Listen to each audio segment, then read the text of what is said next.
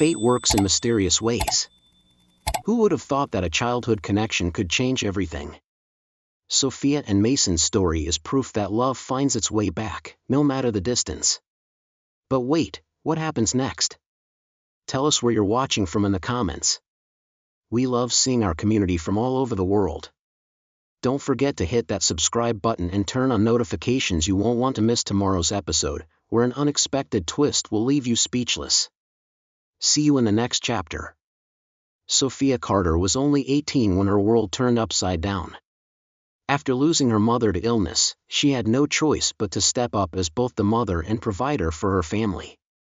Her father, David Carter, had suffered a severe accident years ago, leaving him unable to walk and dependent on medication. With her two younger brothers, Ethan, 12, and Jake, 9, looking up to her, Sophia had no time for self-pity. She needed to survive, not just for herself, but for them. Now, at 24, Sophia had spent years working tirelessly to make ends meet. She took on multiple jobs, but her primary source of income came from her position as a cocktail server at the Azure Grand Resort, a luxury hotel in Los Angeles. The pay wasn't great, but the tips from wealthy guests helped her cover rent, food, and her father's medication. Every night, she came home exhausted, her feet sore from walking miles around the poolside, balancing trays of expensive drinks for people who lived in a completely different world from hers. Despite the hardships, Sophia never complained. She had learned to smile through the struggle, to put on a brave face even when her body begged for rest. She told herself that one day, things would be better. One day, she wouldn't have to count every dollar or worry about whether there was enough food on the table.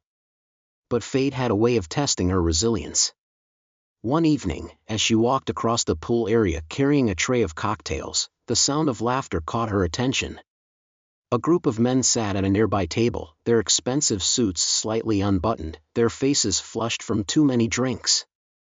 Among them was a man with striking features, broad shoulders, dark hair, and an undeniably confident presence. She had seen his type before. The kind of man who had never had to worry about money, who lived recklessly without consequences. Before she could look away, one of them, clearly intoxicated, suddenly reached out and grabbed her ankle. Caught off guard, Sophia lost her balance, and before she knew it, she was falling straight into the cold pool water. Gasps erupted around her as the tray she had been holding crashed into the water, its contents spilling everywhere. For a few moments, everything felt like a blur. The shock of the water, the weight of her soaked uniform, and the ringing laughter from the group of men filled her mind with humiliation. When she resurfaced, her gaze locked onto the man who had pulled her in. He smirked, clearly amused by what he had done. Sophia's blood boiled. Without thinking, she marched through the water, climbed out of the pool, and, before anyone could stop her, slapped him hard across the face. The laughter stopped. The man's eyes darkened, but before he could say anything, Sophia spoke first. "You think this is funny? Do you have any idea what you just did?" Her voice shook with anger. "Some of us actually work for a living, you entitled Sophia Carter." A sharp voice cut through the tension. She turned, only to find her manager, Olivia Bennett, standing with her arms crossed, her face unreadable. "In my office. Now." Sophia's heart sank. She already knew what was coming next. Sophia sat on the edge of her bed, staring blankly at the floor. The weight of the day pressed down on her like a crushing force. Just hours ago, she had been working tirelessly, doing her best to survive. Now, she had nothing. Fired. Just like that. One moment of bad luck, and everything she had fought for came crashing down. Her father, David, noticed her silence. He wheeled himself closer, his tired eyes full of concern. "Sophia, what happened?" She hesitated, not wanting to worry him. "Nothing, Dad," she said softly, forcing a weak smile. "I just had a rough day." David sighed. He knew his daughter too well. "You're strong, sweetheart. You'll figure it out." But would she? With no savings and bills piling up, Sophia had no choice but to find another job, fast. She spent the next few days walking all over Los Angeles, dropping off resumes, checking job listings, and even considering waiting tables again. But rejection after rejection wore her down. Just when she thought things couldn't get worse, she found herself sitting alone on a park bench, rubbing her temples, feeling utterly lost. That's when she heard a familiar voice. "Sophia Carter?" She turned, blinking in disbelief. Standing a few feet away was a tall man in a sleek navy suit, his dark hair neatly styled, his confident smile almost too good to be true. It took her a second to recognize him. "Noah," she breathed. "Noah Collins. The guy who used to crack stupid jokes in high school, who always borrowed her notes but never returned them." The last time she had seen him, he was just another teenager in a wrinkled hoodie. Now, he looked successful. "I can't believe it," he said, grinning as he sat next to her. "What are you doing here?" Sophia forced a laugh. "Trying not to have a meltdown in public." His smile faded. "That bad, huh?" She sighed, debating whether to tell him the truth. But something about his familiar presence made her open up. "I got fired a few days ago. I was a server at the Azure Grand Resort, but some drunk idiot pulled me into the pool, and my manager blamed me for it." Noah's jaw tightened. "You're kidding me." "I wish," she muttered. He hesitated for a moment, then said, "Listen, I know someone who's hiring. It's not glamorous, but it's steady pay." She raised an eyebrow. "Doing what?" "A janitor," he admitted. "At a corporate office downtown." Sophia frowned. A janitor? After working in a luxury resort, the thought of scrubbing floors and taking out trash felt like a massive step backward. But then she thought of Ethan. Of Jake. Of her father's medication. For her family, she could swallow her pride. She took a deep breath and looked at Noah. "When do I start?" The next morning, Sophia stood in front of a towering glass skyscraper in downtown Los Angeles, gripping the straps of her worn-out backpack. She had barely slept the night before, anxiety twisting in her stomach like a storm. The thought of starting over again, of being the lowest-ranking employee in a place filled with polished professionals, made her chest tighten. Noah had given her a good opportunity, and she wasn't going to waste it. For her family, she had to make this work. Taking a deep breath, she pushed through the revolving doors. A woman in a sleek pencil skirt greeted her at the reception. "Sophia Carter?" "Yes, that's me." "Follow me." The woman led her down a long hallway, where she was handed a cleaning cart and given a brief orientation. It was straightforward: clean the floors, take out the trash, and make sure everything looked spotless. "You'll be assigned to the executive floor," the woman added before walking away. Sophia exhaled. The executive floor. Just great. That meant being surrounded by wealthy, entitled businesspeople who wouldn't even notice she existed. Pushing the cart forward, she got to work. The halls were pristine, the air filled with the scent of expensive cologne and fresh coffee. She kept her head down, wiping down tables, making sure to stay out of everyone's way. Until she accidentally bumped into someone. The impact sent her cleaning supplies crashing to the floor. "Damn it," she muttered, bending down to pick them up. She stopped mid-sentence. The man standing in front of her was the last person she ever wanted to see again. Dark eyes. Sharp jawline. The same confident smirk. It was him. The drunk guy from the resort. The man's smirk faded as he narrowed his eyes at her. "You." Sophia's blood ran cold. "You've got to be kidding me." Of all the places in Los Angeles, of all the companies she could have worked at, why did it have to be his? Mason Walker crossed his arms, looking her up and down. "What are you doing here?" "I work here," she snapped, grabbing the mop she had dropped. "Not that it's any of your business." Mason let out a short laugh. "A janitor? Well, that's a step down from serving overpriced cocktails, isn't it?" Sophia clenched her jaw, gripping the mop handle so tightly her knuckles turned white. Not all of us have the luxury of being born into money. His smirk returned. You still mad about the pool thing? Oh, I don't know, she said, voice dripping with sarcasm. You got me fired, humiliated me in front of an entire resort, and now you're my boss? Yeah, I'd say I'm still mad. Mason tilted his head, amused. Well, this just got interesting. Sophia groaned. This was going to be a nightmare. Sophia spent the next few days avoiding Mason Walker like the plague. She stuck to the janitor's supply closet when she wasn't cleaning, took the long way around the building just to avoid running into him, and kept her head down whenever she was on the executive floor. The last thing she needed was another run-in with the man who had already caused enough chaos in her life.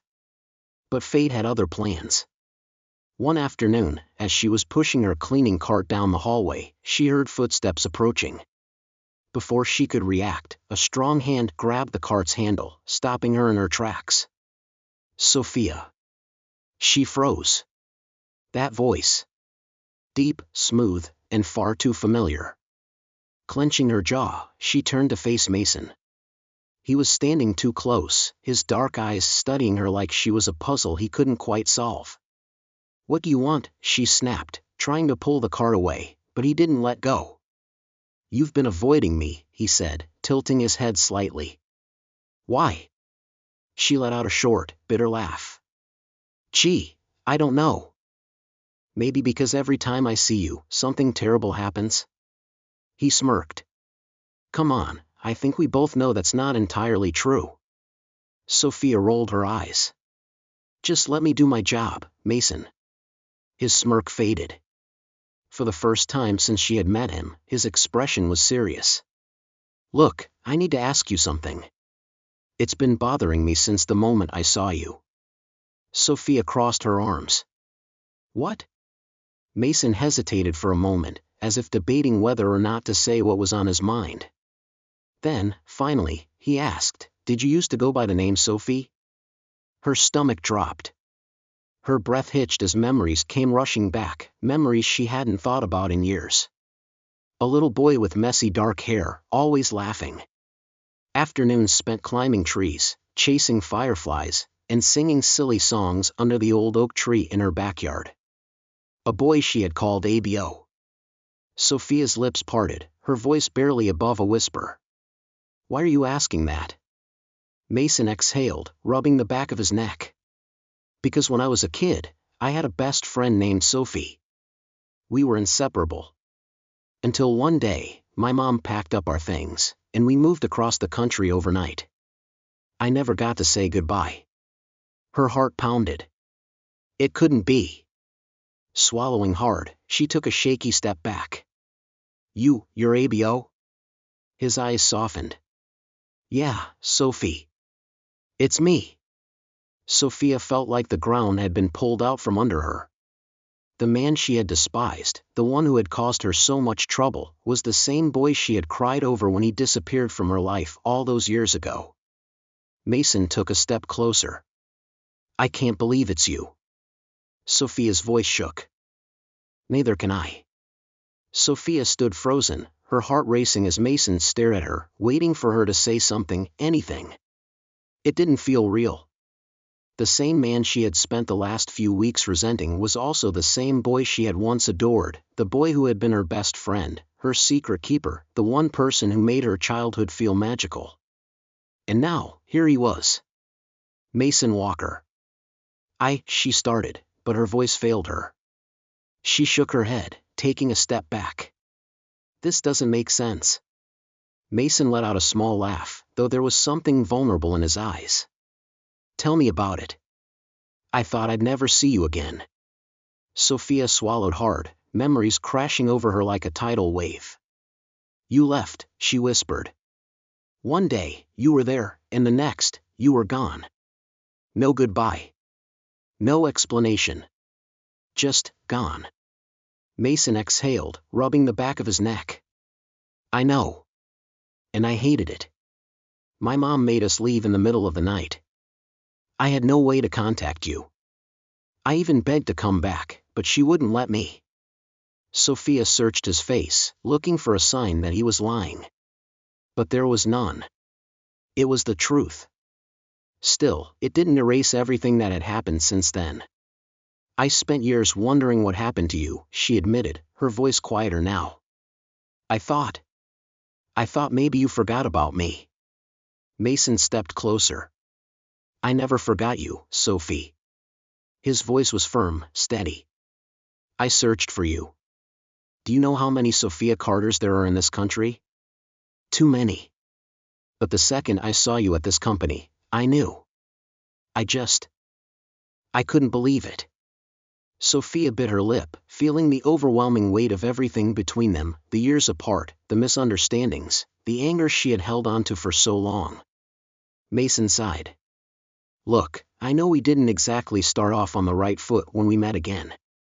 I was an idiot that night at the resort. And I deserve every bit of anger you threw at me. Sophia let out a short laugh. Yeah, you do.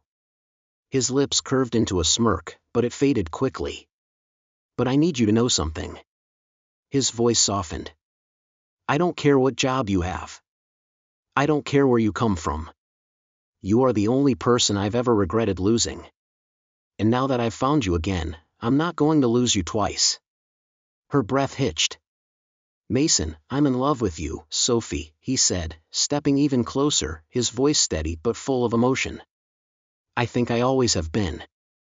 Sophia's heart pounded. Everything inside her told her to run, to protect herself. But she didn't. Instead, she did the one thing she never thought she would. She stepped forward and kissed him. And in that moment, nothing else mattered. What would you do in Sophia's place? Imagine finding out that the person you hated the most, the one who caused you so much trouble, was actually someone you once loved and lost. Would you forgive them? Would you give them a second chance? Or would you walk away forever? Sophia's story took an unexpected turn, but now the real question is, what happens next? Will she trust Mason, knowing he was once her childhood best friend? Or will her past resentment be too much to overcome? We want to hear from you. Comment below and tell us, where are you watching from? What would you do if you were Sophia? Do you believe in second chances in love? Your thoughts and opinions matter, and we love reading your comments. Don't forget to like, subscribe, and turn on notifications so you don't miss the next chapter, because tomorrow's episode will change everything. See you in the comments.